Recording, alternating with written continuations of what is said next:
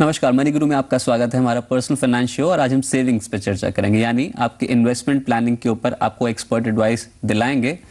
और साथ ही अगर आप भी कोई भी प्रश्न पूछना चाहते हो म्यूचुअल फंड से रिलेटेड या फिर बॉन्ड से रिलेटेड या फिर बैंक एफडीज या फिर डेट किसी भी विकल्प में आप निवेश करना चाहते हो या फिर टैक्स संबंधित कोई भी प्रश्न आप हमसे पूछना चाहते हो तो करना सिर्फ आपको यह है कि moneyguru@zeenetwork.com हमारा ईमेल आईडी है। डिटेल प्रश्न लिखकर भेज सकते हैं और इसके अलावा आप हमें SMS भी कर सकते हैं। मोबाइल के टेक्स्ट राइटिंग मैसेज बॉक्स में जाएं, सेव SAVE सेव लिखें, उसके बाद अपना प्रश्न हमें लिखकर भेज दें 57575 पे। नीरज चौहान जी हमारे साथ जुड़े हैं, CEO द फाइनेंशियल मॉल के। नीरज जी नमस्कार, स्वागत है आपका जी बिजनेस में। शुक्रिया। चलिए नीरज जी, सवाल आपका सिलसिला शुरू ही करते हैं। पहले व्यूअर सिस्टम हमारे साथ लाइन पे जुड़ चुके हैं और विक्रम सिंह जी दिल्ली से हमारे साथ लाइन पे हैं। विक्रम जी नमस्कार, स्वागत है आपका जी बिजनेस में। पूछिए अपना प्रश्न। नमस्कार सर, मेरा नाम विक्रम सिंह है, मैं दिल्ली से बात कर रहा हूँ जी। मेरी मंथली इनकम 31,000 रुपीज है और मैंने अभी तक कोई इन्वेस्टमेंट प्लान नहीं किया है। और मैं चाहता हूँ कि मेरी एक डॉटर है, 15 महीने उसकी उम्र है और मैं चाहता हूँ कि हर 5-5 साल के बाद मेरे पास कुछ ड्यूरेशन में अमाउंट आता रहे ताकि मैं उसकी एजुकेशन को प्रॉपर तरीके से वो कर सकूँ जी। सेकेंडली मैं चाहता हूँ कि क्योंकि मैं प्राइवेट सेक्टर में हूँ और मैं एक रिटायरमेंट प्लान पे जाना चाहता हूँ जी। चलिए, और साथ ही आपने कुछ LIC के ऊपर भी प्रश्न पूछा था, कोई प्लान आप वहां पर भी देख रहे हो? हाँ, मैंने एक LIC के अंदर प्रश्न पूछा था, वहाँ पे उन्होंने मुझे बताया था कि कोई RD प्लान है, बट वो मुझे समझ नहीं आया था। चलिए, क्या बताया एजेंट ने? एजेंट ने बताया कि आपको 2,000 रुपए पर मंथ देने पड़ेंगे वहाँ पे for the 10 years and you will get the very huge amount like approximately more than 70 lakh और 80 लाख रुपीज। चलिए, 27 साल आपकी उम्र, 31,000 आपकी सैलरी है। कुछ भी बैंक FDs या फिर RDs आपने खुलवा रखी हो? सर मैंने कुछ 1-2 अपनी NSE परचेज करी थी आज से कुछ टाइम पहले। चलिए, आपको नजर दिलाते हैं किस तरीके से आइडियल पोर्टफोलियो आपका बनाया जा सकता है। अब नीरज जी कैसे हैंडल करेंगे इस केस को? इनकी बेटी का जब एडमिशन होगा उसके बाद जो खर्चे लगातार बढ़ते चले जाते हैं, उनसे निपटने के लिए अब एक फाइनेंशियल पोर्टफोलियो बनाना चाहते हैं। LIC की जो पॉलिसीज के बारे में ये बोल रहे हैं, जो एजेंट RD को बनाकर यहाँ पर बेच रहा है, क्या उसमें निवेश करना ठीक होगा या फिर इस समय एक टर्म प्लान ले लें, मेडिकल इंश्योरेंस ले लें, वो काफ़ी बेहतर है इनके लिए, और साथ ही म्यूचुअल फंड में इन्वेस्टमेंट कर दें? किस तरीके से आगे बढ़ना चाहिए? ओके रजत, देखिए इनके प्राइमरीली 2 गोल हैं। एक गोल तो ये है कि आज से 4 साल के बाद 2017 में बोल रहे हैं कि बेटी के एडमिशन के लिए कुछ गोल फंड्स चाहिए। दूसरा ये कह रहे हैं कि प्राइवेट सेक्टर में है तो रिटायरमेंट के लिए कुछ फंड्स चाहिए। पहला तो एक सवाल ये है कि एक्चुअली कितना पैसा चाहिए। जब तक हमें ये मालूम नहीं होगा कि कितना पैसा चाहिए तो आपको ये मालूम नहीं चलेगा आपको कितना सेव करना है उस रकम तक पहुंचने के लिए, तो वो जानना जरूरी है।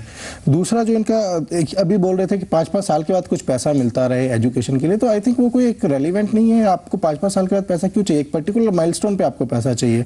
कोई एनुअल जो आपको उसका ट्यूशन फीस देना है या बाकी फीस देना, उसके लिए पैसा थोड़ी ना चाहिए।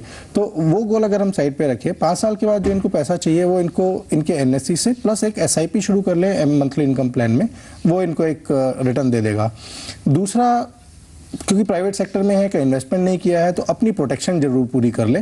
प्रोटेक्शन यहाँ पे मैं कहना चाहूँगा कि लाइफ इंश्योरेंस और हेल्थ इंश्योरेंस, ये 2 इंपॉर्टेंट कंपोनेंट है किसी भी फाइनेंशियल प्लानिंग के। अगर ये दोनों मिसिंग है, किसी भी इवेंचुअलिटी के चलते वेल्थ इरोड हो जाएगी। इसलिए बेटर है कि लाइफ इंश्योरेंस, हेल्थ इंश्योरेंस लेके रखे before making any investment. So this is the step number 1। दूसरा जो रिटायरमेंट के लिए है गोल बनाना है, तो वो रिटायरमेंट में कितना इनको मंथली पेंशन चाहिए, कितनी एन्युटी चाहिए, उसके बेस के ऊपर आज से कितना इनको सेव करना है वो कैलकुलेशन होगी। Mix of PPF plus SIP ना equity fund is a better instrument to create corpus as compare to RD, जो एक LIC की RD की ये बात कर रहे हैं। 10 साल में 17 लाख रुपए 2,000 रुपए देके नहीं समझ में आता है। चलिए, और आपने यहाँ पर MIP का भी यहाँ पर बताया है कि MIP में निवेश भी काफी फायदेमंद होगा। किस तरीके से ये उसमें निवेश कर सकते हैं, उसके क्या बेनिफिट्स हैं? क्या रेगुलर एक इनकम के तौर पर उसको देखा जा सकता है, वहां से आप रेगुलर आय कमा सकते हैं? देखिए, रेगुलर आय के लिए नहीं है MIP। बेसिकली इनका 4 साल का ड्यूरेशन है, तो बहुत ज्यादा रिस्क नहीं लेंगे, इवेंट बहुत लंबा नहीं है। तो 20-30% इक्विटी कंपोनेंट होगा, 70-80% डेट कंपोनेंट होगा, एक मिक्स होगा, हाइब्रिड होगा जो 10-11% की इनको रिटर्न देगा। हालांकि एक सिस्टमैटिक विड्रॉल प्लान के तहत ये उससे रेगुलर रिटर्न भी ले सकते हैं, लेकिन यहाँ पर जो स्ट्रेटेजी इनको बताइए वो 4-5 साल के लिए फंड इकट्ठा करने के लिए, सो दैट ये बेटी के एडमिशन में इस्तेमाल की जा सके। चलिए, और म्यूचुअल फंड्स में जरूर निवेश करें SIP के जरिए। DSP, BlackRock, Top 100, IDFC, premier equity और फ्रैंकलिन इंडिया ब्लू चिप कुछ फंड्स हैं जहां पर रिटर्न्स काफी बेहतर मिलने की संभावना है, तो इन फंड्स पे नजर रख के चल सकते हैं। इसी बीच हरि गोपाल जी हमारे साथ दिल्ली से लाइन पे हैं। हरि जी नमस्कार, स्वागत है आपका जीरो से, पूछिए अपना प्रश्न। जी हाँ जी सर, ये ऐसा था, मेरा 80,000 तो मैंने सेविंग में अभी तक कर रखा है, तो 1 लाख करने के लिए इसको मुझे 20,000 इन्वेस्ट करना था म्यूचुअल फंड में। आपने 80,000 रुपए कहाँ पर लगाए हैं?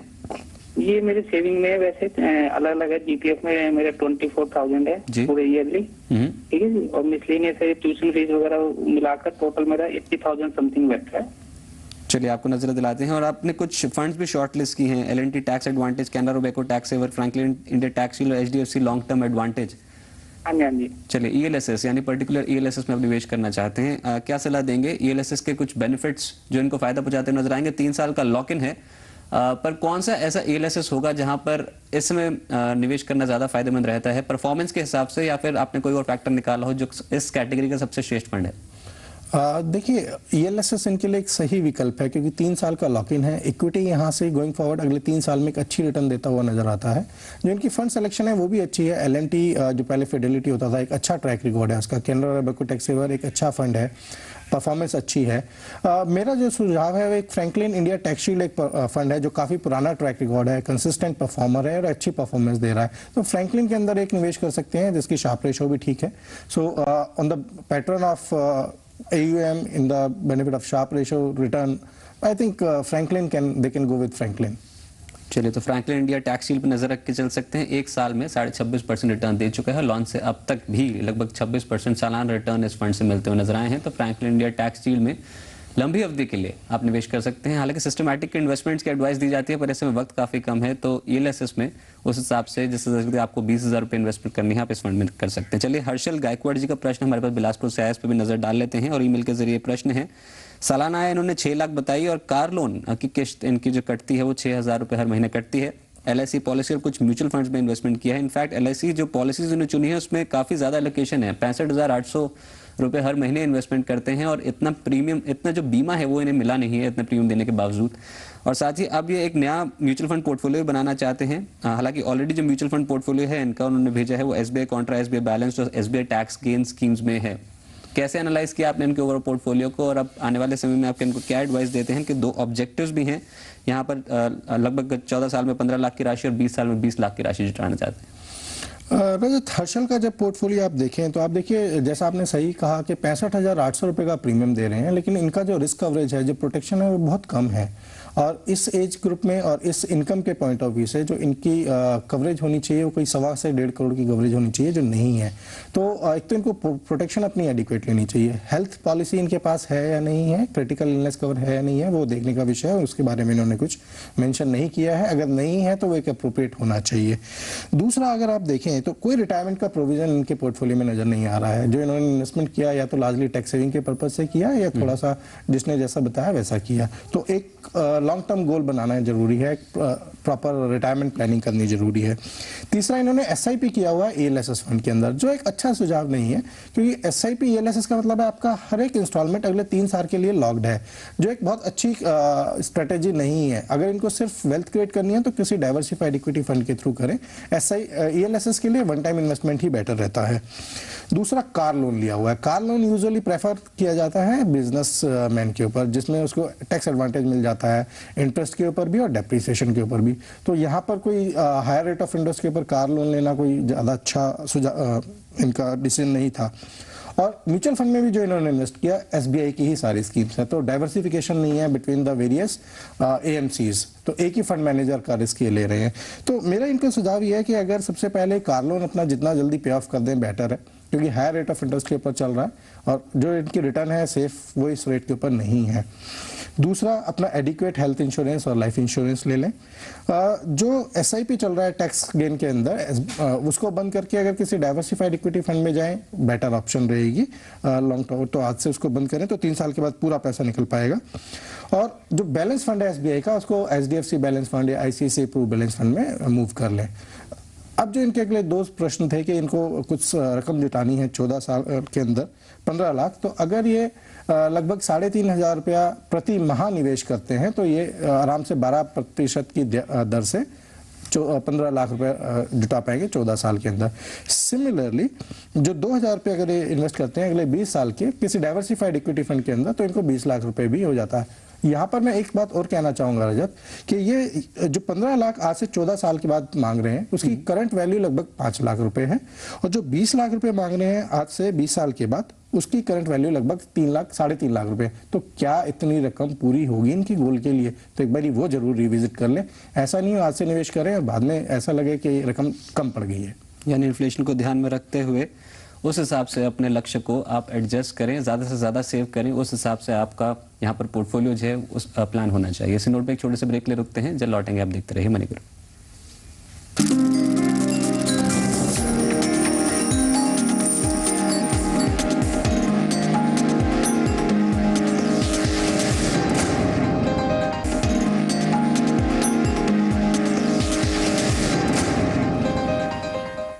ब्रेकर मनी गुरु में आपका स्वागत है। आज आपकी सेविंग्स प्लान कर रहे हैं और नीरज चौहान जी हमारे साथ जुड़े हैं द फाइनेंशियल मॉल से, और आपको बता दें किस तरीके से आप इस शो में पार्टिसिपेट कर सकते हैं। ईमेल करें हमें moneyguru@zenetwork.com, हमारा ईमेल आईडी है, डिटेल प्रश्न लिखकर भेजें, या फिर आप हमें SMS भी कर सकते हैं। मोबाइल के टेक्स्ट राइटिंग मैसेज बॉक्स में जाएं, सेव लिखें SAVE, उसके बाद अपना प्रश्न लिखकर हमें भेज दें 57575 पर।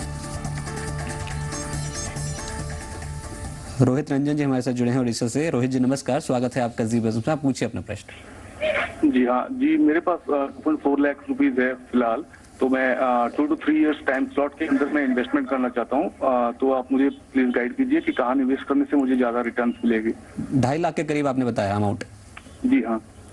अच्छा, अब रोहित जी आप क्या यहाँ पर सुरक्षित निवेश करना चाहते हैं, या सुरक्षित ऐसा होता है कि अगर आप बाजार की तरफ ना जाएं, इक्विटी में या फिर म्यूचुअल फंड में इन्वेस्टमेंट ना करें, सिर्फ सेफ डिपॉजिट्स में ही इन्वेस्टमेंट करें, क्या आप ऐसा चाहते हैं? हाँ जी, वो भी एक ऑप्शन है, पर उसमें रिटर्न्स काफी कम मिलने की संभावना रहती है। कोई इतने ज्यादा रिटर्न्स आपको मिलेंगे नहीं, ज्यादा से ज्यादा 8 या 9% हर साल रिटर्न मिलता चला जाएगा। जी हाँ। और वैसे कभी भी आपने म्यूचुअल फंड में इन्वेस्टमेंट करी है, सिस्टमैटिकली इन्वेस्ट करते हैं? ना, कभी नहीं किया है। चलिए, और जो अवधि है 2 से 3 साल, क्या इसके बाद कुछ खास जरूरत है आपको अमाउंट की? जी हाँ।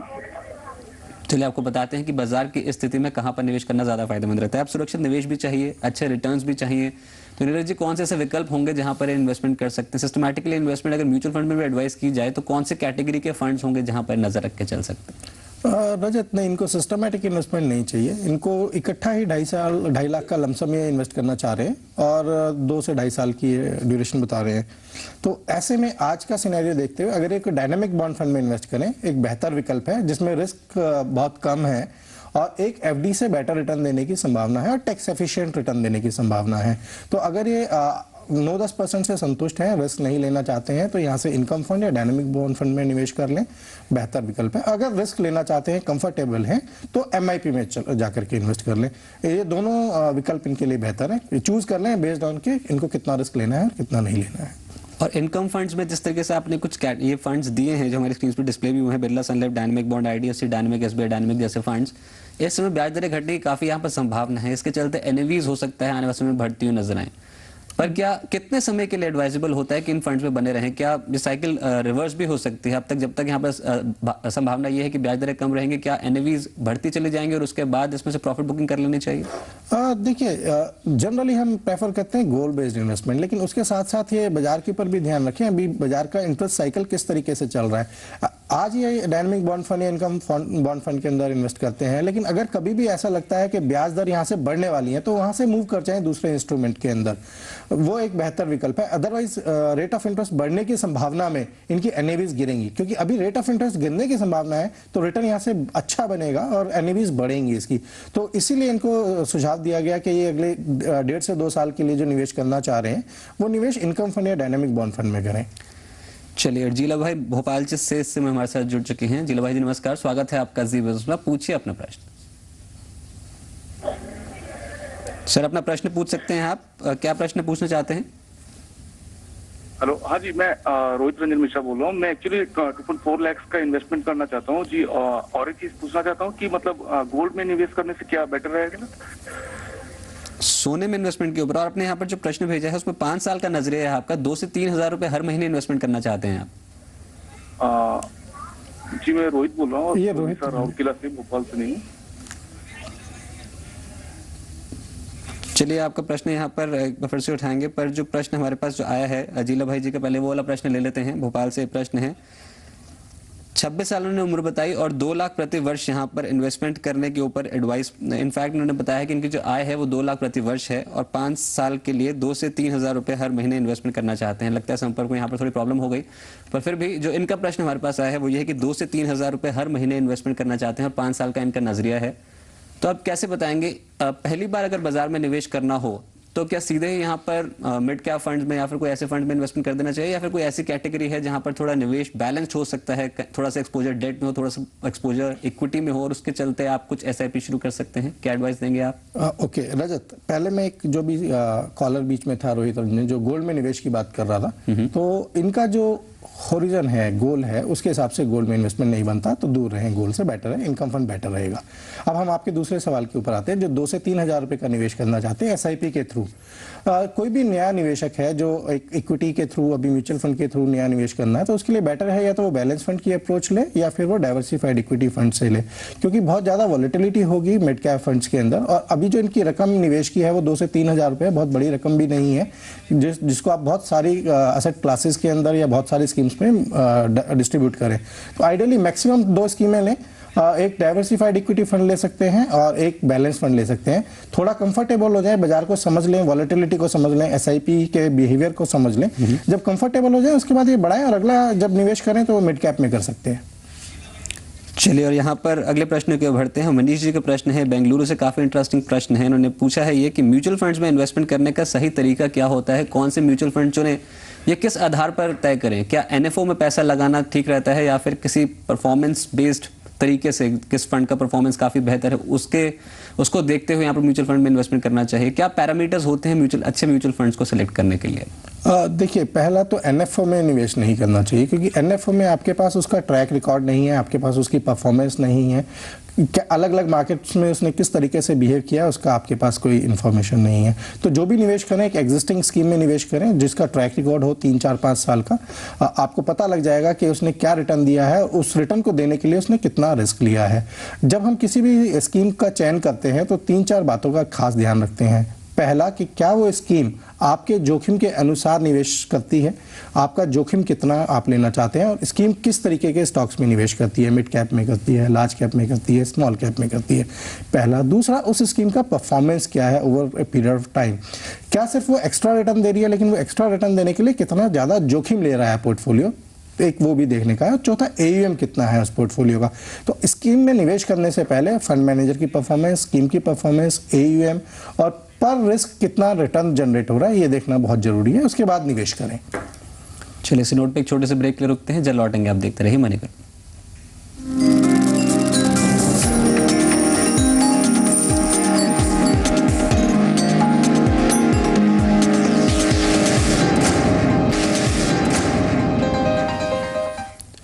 मनी गुरु में आपका स्वागत है। हमारा स्पेशल शो जिसमें हम आपको एडवाइस कराते हैं कि किस तरीके से आप अपना सेविंग्स पोर्टफोलियो प्लान करके चल सकते हैं ताकि लंबी अवधि में बेहतर रिटर्न्स आप पा सकें। आज नीरज चौहान जी, CEO द फाइनेंशियल मॉल के हमारे साथ जुड़े हुए हैं आपको बताने के लिए कि आपको अपने सेविंग्स किस तरीके से प्लान करने चाहिए। और अगर आपको भी कोई भी प्रश्न पूछना है म्यूचुअल फंड से रिलेटेड या डेट या बॉन्ड से रिलेटेड या फिर बैंक एफडीज में इन्वेस्ट करना चाहते हो या फिर टैक्स रिलेटेड कोई भी आपके पास प्रश्न हो तो आप हमें भेज सकते हैं। moneyguru@zeenetwork.com हमारा मेल ID है, या फिर आप हमें SMS भी कर सकते हैं। मोबाइल की टेक्स्ट राइटिंग मैसेज बॉक्स में जाएं, सेव SAVE सेव लिखें, उसके बाद अपना प्रश्न लिखकर हमें भेज दें 57575 पर। चलिए, अगर प्रश्न अनूप जी का पुणे से प्रश्न लेते हैं। 39 ईयर्स उन्होंने अपनी उम्र बताई और आय के हिसाब से यहाँ पर 30% टैक्स स्लैब में ये बैठते हैं। और कुछ जो मौजूदा इन्वेस्टमेंट्स इन्होंने बताई है उसमें LIC कोमल जीवन, एगॉन रेलिगियर का यहाँ पर यूलिप इनके पास है, और साथ ही PPF में इन्वेस्टमेंट्स हैं इनकी, यानी ATC के तहत जरूरत से ज़्यादा एक्सपोजर उन्होंने अपने पोर्टफोलियो में लिया है। और अभी जानना चाहते हैं किस तरीके से अपना आइडल पोर्टफोलियो बना सकते हैं। 20 साल में 1.5 करोड़ के आसपास का रिटर्न इनको जुटाना है, तो क्या सलाह देंगे? म्यूचुअल फंड्स की कमी है पोर्टफोलियो में, क्लियर कट यहाँ पर पता चल रहा है।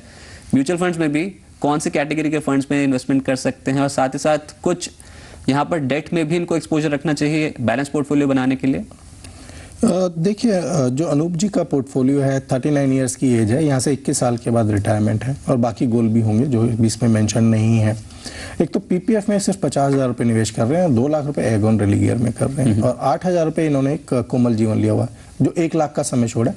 उससे इनको क्या रिटर्न मिलने वाली है, क्योंकि 1 लाख का सम एश्योर्ड है तो मैच्योरिटी पे ऊपर 2 लाख से ज़्यादा नहीं मिलेगा। वो कितना पर्पज़ इनका किस गोल के लिए सर्व करेगा मैं नहीं बता सकता, क्योंकि इनको ज़्यादा बेहतर मालूम होगा कि उसका पर्पज़ क्या था पॉलिसी का लेने का। दूसरा जो एगोन रेलिगेयर है, क्या इन्होंने उस पॉलिसी को रिव्यू किया है, उसमें कितने ये चार्जेस पे कर रहे हैं, फंड की परफॉर्मेंस कैसी है विज़ा विज़ बेंचमार्क या अदर एसेट क्लासेस जिस एसेट क्लास में वो इन्वेस्ट कर रहे हैं, तो क्या अंडर परफॉर्मर है या ओवर परफॉर्मर है, इवेल्युएट कर लें। अगर परफॉर्मेंस अच्छी है, फंड चार्जेस अच्छे नहीं है तो कंटिन्यू करें, लेकिन अगर फंड परफॉर्मेंस अच्छी नहीं है और चार्जेस भी बहुत ज़्यादा और आने वाले टाइम में भी चार्जेस ऐसे ही लगने वाले हैं, तो यहाँ से सरेंडर करके टर्म इंश्योरेंस खरीदें, प्रॉपर अप्रोप्रिएट कवर लें, हेल्थ कवर लेके जरूर रखें, वो इनके पोर्टफोलियो में भी मिसिंग दिख रहा है। 1 लाख पूरा निवेश करें पीपीएफ के अंदर, तो जरूरी है। और अगर एक अकाउंट अपने स्पाउस के नाम से भी खोल सकते हैं तो खोलें, 2 लाख रुपए निवेश करें, तो जो डेट की इन्वेस्टमेंट है जो आप कह रहे हैं मिसिंग है वो उससे पूरी हो जाएगी। उसके बाद जो इनको पोर्टफोलियो क्रिएट करना है वो एसआईपी के थ्रू पोर्टफोलियो क्रिएट करें, इक्विटी फंड के अंदर या डाइवर्सिफाइड फंड के अंदर या मिड कैप के अंदर, based on their risk profile, कितना रिस्क प्रोफाइल है।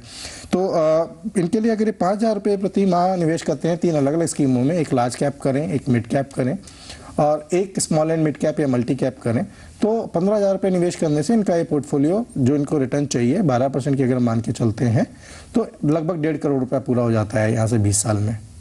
चलिए, जो फंड्स दिखाए जा रहे हैं उसमें DSP BlackRock top 100, IDFC premier equity और यूटीआई अपॉर्चुनिटीज, इन फंड्स पे नजर रख के चल सकते हैं। चलिए, इस नोट पे शो को यही खत्म करते हैं।